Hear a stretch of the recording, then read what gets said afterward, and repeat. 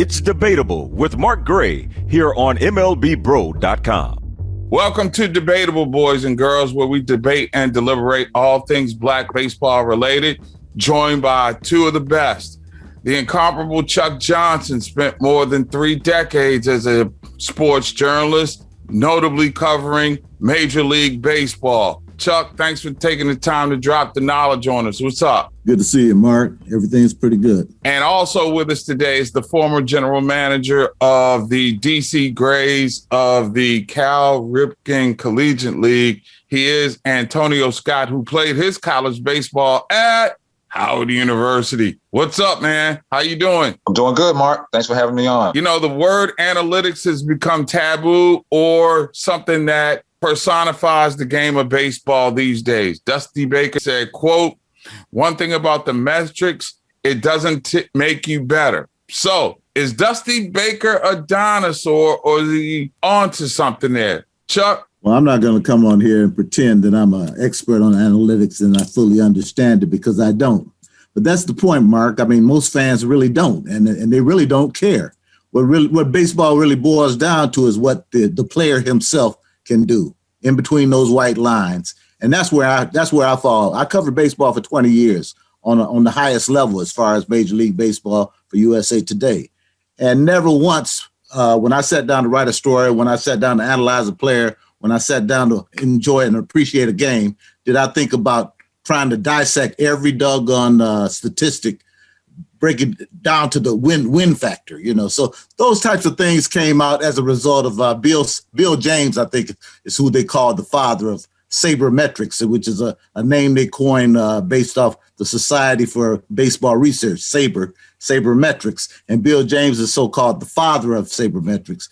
And it's really created an industry in baseball that wasn't there when I was growing up watching baseball. So, you know, this is all totally new to me. And does it add to the game? I don't think it does. Well, Dusty's an icon, first and foremost. I'm not going to call him a dinosaur, but I see it as a tool for the system to use to keep or suppress more black ball players out of it. So I feel like more of these young players, they're getting into like these hit tracks and learning a lot of these sabermetrics. And I feel like as from a black ball player's perspective, we can't fall behind the curve. Is the relevance on analytics these days helping or hurting the game? I think it's hurt the game. I mean, you just look at the ethnic diversity in the game. I mean, basically, when you talk about, black ball players in the game today, they're Hispanics. They're from Hispanic countries.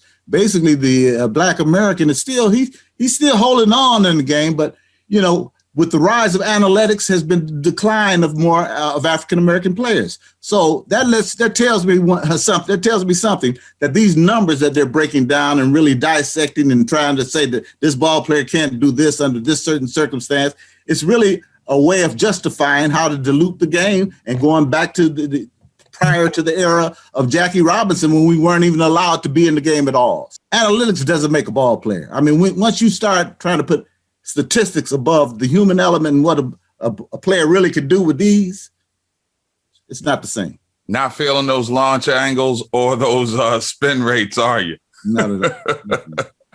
You talk about the golden era of baseball. I mean, you know, all those records that, you know, you talk about your Mazes and your Mantles and then Willie Mays and Hank Aaron, I'm talking about, and Barry Bonds. Now, all of a sudden, we have all the cherished so-called records now. Now they want to break it down to all these tendencies, so to speak. So, I mean, you know, you got to be honest. Baseball has had a very, very racist history. And so here we are in 2021, and we're still trying to dissect the game, trying to reinvent the wheel. And basically, what you see with baseball right now, you don't see the number of African-American players that were there just 20 years ago. What style of manager do you think gives a team the best chance to win a World Series now? A guy that's a numbers cruncher or a guy that has a feel for his team in the moment? I feel like you need to be versatile. You know, you be able to buy into both sides of the fence, because again, you're not going to be able to get rid of, you know, these analytics and things that they've injected into the game. So you have to either adapt or die, like the old saying goes, man. So I kind of feel like from a manager standpoint, you have to understand what your player is pretty much comfortable with and what their approach is and appraisal to the game. Are they an analytics player or are they not? And you have to kind of play it player by player now, more or less. There's no substitute for that gut. I mean, what you see, the eye test and the eye leads to the gut as far as I'm concerned. And, managers make decisions based on what they feel. They don't, I mean, the best managers, I should say. I remember Dave Roberts got criticized back in 2019 for sending Kershaw out an extra inning.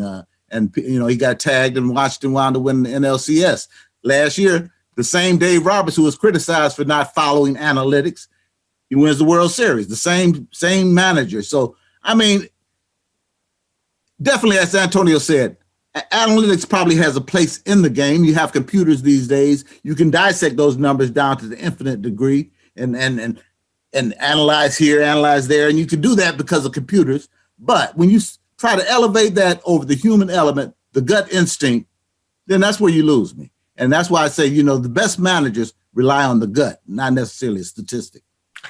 Chuck Johnson, one of America's journalistic jewels, boys and girls. Antonio Scott, a guy who loves the game and is looking to give something back. I'm Mark Gray. This has been Debatable. And as always, remember, if you leave that weak stuff out over the plate, we're going to take you deep.